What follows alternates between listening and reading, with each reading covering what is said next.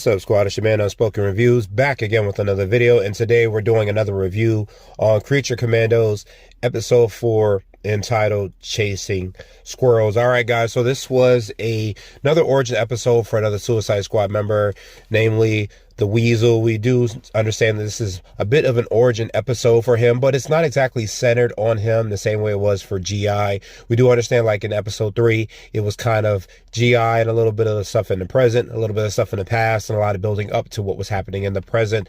And this episode is not so much an origin of the Weasel, but more exactly explaining how he ended up in Bel Rev, how he was convicted of killing 27 children. We actually find out that story was a little fabricated, a little made up, and that the things and details that were actually put in this episode kind of clear up a little bit of how he was treated leading up to in the story about him. So the episode does start with a bit of a romance between both Flag and Alana. He's getting ready to actually leave Palekistan after they actually have captured Cersei in the previous episode, and you see they still have that romance going on. There's a kiss between them, and she's actually surprised that, you know, Flag doesn't just outright kill Cersei right then and there. She also makes a joke about Americans and how the internet deems Americans as just killers as opposed to those who actually take people in, because Flag says that's how we do things in America.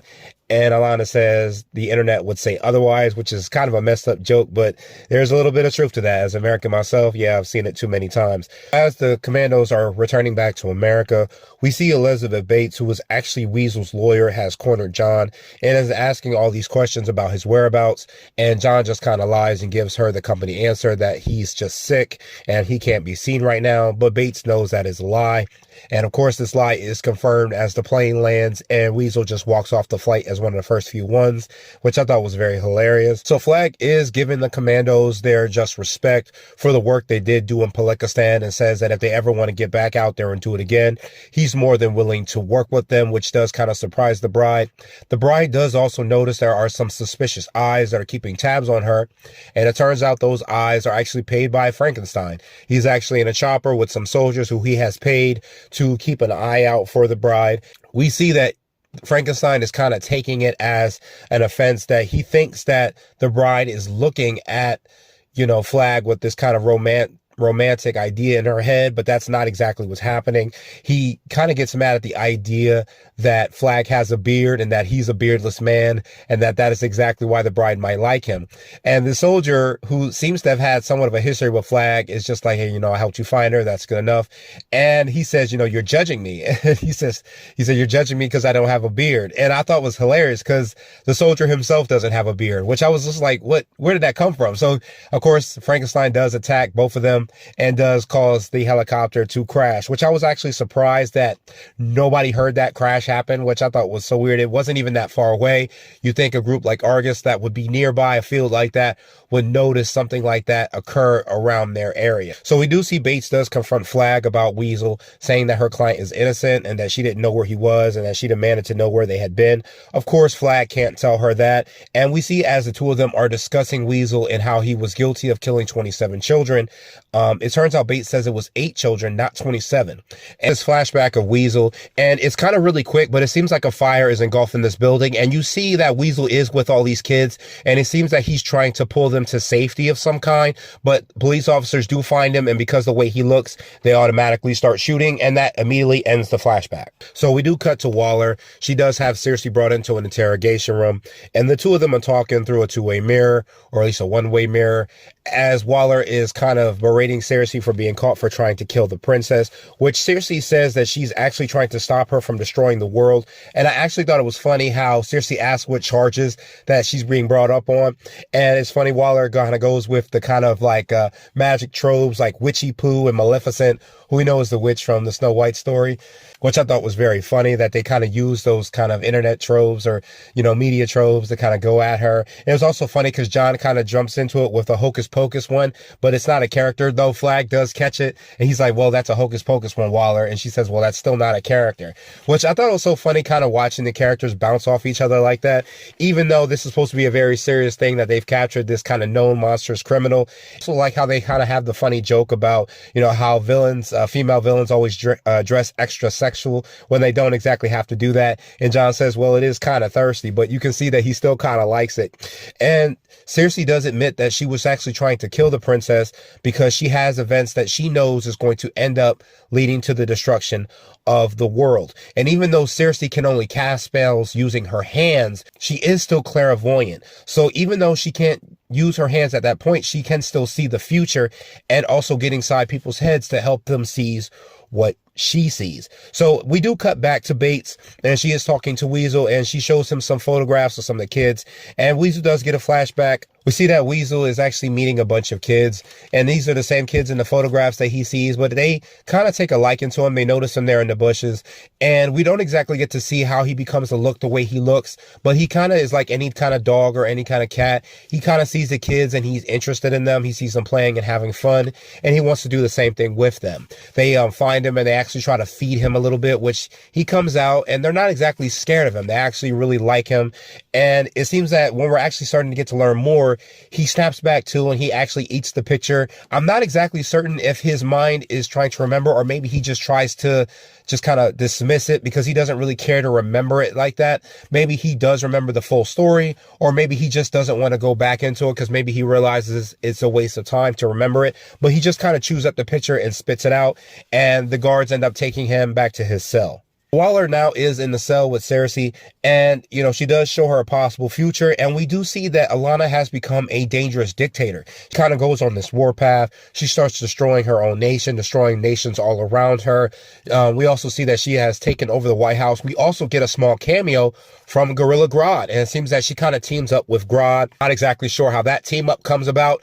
I'm not exactly certain, but it seems that she has become dangerous. She has destroyed a lot of nations. She takes over the White House. She has also killed a lot of the superheroes. We see, you know, a lot of different heroes strung up. We see photos here of Superman dead, Batman dead, Wonder Woman dead. We also see Peacemaker. I'm not exactly certain who this is with the wings. I think that's either Hawkman or Hawkgirl. I'm not exactly sure, but we do see countless bodies strung up there in the background. So it seems that she kind of has gone off and killed all these different, you know, heroes in the future, or possibly that's what she might be doing. And I started to wonder because Grodd is, if a lot of people aren't familiar with Grodd, he does have the ability to control minds. He does have that power. So it makes me wonder, did Grodd use his power on Cersei to force her to do this? Because he can do that. If you guys have played the Injustice games, or if you guys have seen him in any kind of different media, he does have the ability to get inside minds and use them to his own will. He's done it with Solomon Grundy. I think he's done it with Nightshade, and I think the Batman, Superman, Public Enemies movie. You just see that he has the ability to do that. Is that something Grodd does? Are we going to see him later on in this series? I'm not exactly sure, but that does kind of make us wonder, is he responsible for what happens? Now, of course, Waller does end up calling a researcher to validate the story, which she does say that Cersei does have that power of clairvoyance. And she does also mention Themyscira and how Cersei did actually predict a tsunami that would hit Themyscira. Although some people did believe it, there were quite a few that did not, and they ended up dying. But it did seem like the tsunami did happen within the few hours that Cersei did predict it. And it seems that her abilities have been judged whether to work or not. And it's kind of interesting. Flag still does not believe it. Of course, we do know he does have some kind of romantic tie to Alanna, which is not lost on Waller. I don't know how Flag did not think she'd catch up on that. I mean, you know, Waller is kind of like the all-seeing eye. She knows everything. She's watching everything. So how he did not expect her to know is interesting enough to me. But it does kind of make us wonder, are we going to kind of get a Wonder Woman show down the line? It kind of seems that, you know, someone who has known so much about Themyscira, although are not allowed to be there, you know, because anyone who comes to the island is killed. Namely, men who go there are usually killed, not women. Now, maybe some women are allowed on Themyscira while some are not, but it kind of makes you wonder, where did this woman get this information? Did she get it from Diana Prince? We don't really know yet. It would be pretty interesting if we found out. I'm pretty sure, and I like how this show is setting those Easter eggs and those ideas that there is so much that has happened in this universe. James Gunn has done a great job of world building in this series, and after seeing that Superman trailer, I cannot wait to see where we go from here. So Waller does order Flag to take the Commandos and go back to Palekistan, but Flag is still unwilling. So Waller is willing to put someone else in charge in order to have the Commandos go back and kill the princess and destroy that kingdom. So we do cut back to the Commandos. They're actually all taking lunch. You know, we see the bride along with Phosphorus, and they're getting ready to eat lunch. And it happened upon Nina Mikursky. She's actually being bullied by the female man-bat as well as Kongorilla. Now, I didn't notice, but I looked it up that Kongorilla was once a member of the Justice League. He's another talking ape. I'm not exactly certain if he has like clairvoyance or like mind reading powers or ability to control minds, but he seems that he's being picked on, as well as female man-bat, who is actually the wife of, you know, Langstrom. I think it's Francine Langstrom. Yeah, she's actually the wife of the actual Langstrom, who was the original Man-Bat. It's pretty interesting to see how these characters ended up in Bel Rev. I think that's so funny. More than likely, her character is from Gotham. So it's more than possible that maybe Batman put her in there as well. I don't know. We'll find that out. But, you know, Kongorilla ends up taking her food, and, you know, the bride tries to confront Kongorilla and tell him to give her back her food, which he ignores her. And, of course, she attacks him and actually breaks his jaw. She doesn't kill him, but she takes the tray and smashes his jaw in. And, you know, Phosphorus is so funny. He said, I'm glad that works out. But he's like, oh, hold on. He takes female Man-Bat's food from her and gives it to Nina and says, there, now it's worked out. He said, well, not for you, because, you know, you're still ugly, which I thought was so hilarious. John does come to the bride and tells her that she will now be heading up the mission to go back to Palekistan, which it does seem that the Commandos are not exactly happy about. Flag is actually trying to call through to Palekistan to warn the princess that trouble is coming her way. However, he can't seem to get through, which I thought was so funny, because they're like, you know, we can't understand English, call back, which I thought was so funny because they're speaking in English to tell him to call back. He does get home and try to get into his house, but we do see the car that was actually tailing him on his way back home actually is the car that Frankenstein is driving. And of course, he comes up and he's attacking him. You know, he's slamming him against walls and telling him that she'll never love him. You know, the fight is going on for quite a while. I mean, he is beating the shit out of Flag. Flag does kind of get a one-up on him, get his gun aimed directly at his eye. And we think it's so funny because Frankenstein starts laughing and his laugh just looks it sounds so unconvincing. And he's just hurt by the idea that the bride wants Flag so much. But Flag does not understand. Eventually, he does catch on and tells him that he does not want her, which I thought was so funny. And that, you know, Frankenstein actually names him a Dilfy piece of shit, which, I mean, come on, you know, it's Frank Grillo. I mean, look at that guy. I mean, you know, Dilfy recognized Dilfy. You know, it is what it is. But of course, they do manage to talk the conversation out as he lets her know that he's not exactly after the bride. I think it's so funny because as the two of them are actually getting to talk, it's funny how Frankenstein kind of has this ship for both Flag and the princess, because Flag does tell him the whole story. And I think we kind of get the Titanic references. And I thought that was very funny as a guy myself who cannot stand those kind of movies. My wife loves them. She was watching the episode with me and she was just laughing her ass off because she was like, yeah, he kind of comes off as Leo a little bit. And I thought that was very hilarious. But Frankenstein is still kind of caught up on the idea that the bride wants him that badly. But we all know, after what he has done to the actual Dr. Frankenstein, why the bride cannot stand him. And it's going to be kind of messed up because the two of them decide to actually team up and work together to get to Palekistan, which is going to kind of cause a lot of problems between the bride and Flag when she realized that he has teamed up with Frankenstein. So we do get one more flashback. It seems the squad is on their way back to Palekistan, which the bride doesn't really have any problem with going back and actually killing Alana. She's just like, it's one less human. You know, Nina is actually kind of thanking her for standing up for them. And we see Weasel is kind of in his little moment where he's having another flashback. He seems to have kind of got a bit of a connection with the kids. He's playing ball with them. They're kind of throwing the ball around and he's chasing them around. He's having a good time. And as he's having a good time, it seems that he does run into this door and he opens it. Now, at the same time, there is another man who is actually walking by, old guy, seems like he's very on his own. And he kind of sees Weasel and he kind of gets scared. He thinks he's going after the kids or he's in a danger of hurting them. And he runs off to get a gun from his house, and he's actually calling the police at the same time. Really funny, nostalgic moment. He pulls out a flip phone. So, you know, shout out to my crew in the 90s. You came up, you know, the flip phones were a thing in the 2000s. Don't make fun of me, all right? So he ends up getting a gun with the intention of actually killing Weasel and trying to save the kids. Of course, he does call the police and they think he's a whack job at first, but they decide to go and look into it. Now, the kids do notice the open door to the school and they decide to sneak in.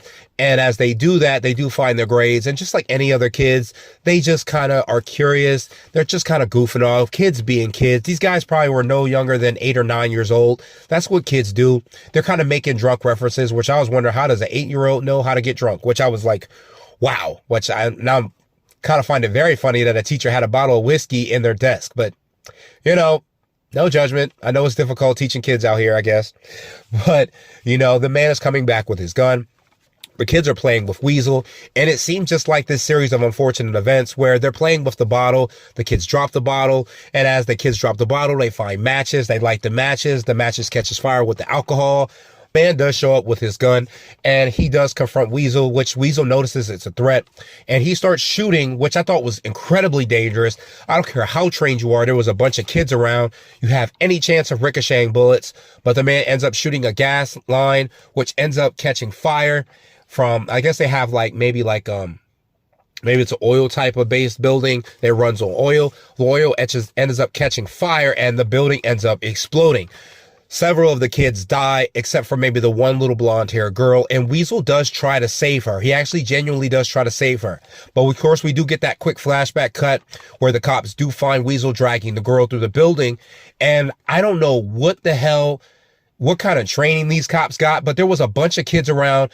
There was an innocent civilian. I understand that Weasel looked like a threat, but you just pull out your gun and just start shooting, which I thought was completely wild. So Weasel does get away. He manages to get the kid almost out of the building, but cops are shooting at every corner of the building trying to kill him. And I'm like, there's a kid right there.